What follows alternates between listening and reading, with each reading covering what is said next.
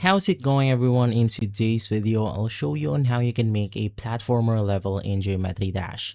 So normally you just want to navigate through create, and in here you could just click on the create button and then click on the level editor.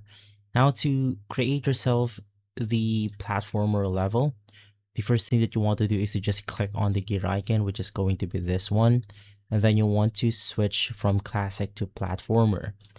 Now from there, you could just continue by building out your platformer world. In my case, I'm going to make it extremely simple. But of course, normally your level will not have the ending itself. So to go ahead and finally finish up your level, you just want to navigate through build, click on triggers, and then you want to look for a specific trigger called the end trigger. So it's going to be this one.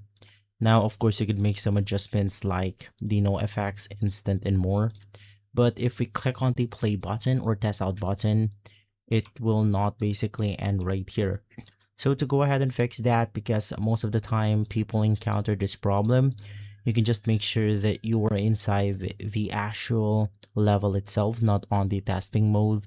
So if I click on the save and play, we have our first attempt right here.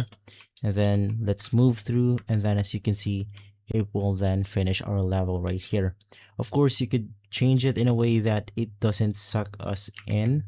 So let's click edit, edit group, and then let's click on the touch trigger. Let's play the level once more. And then basically from there, we have enabled in a way that it won't actually end the level after touching the end trigger itself. And so guys, if this video has been helpful, leave a like, subscribe, and follow us for more videos like this.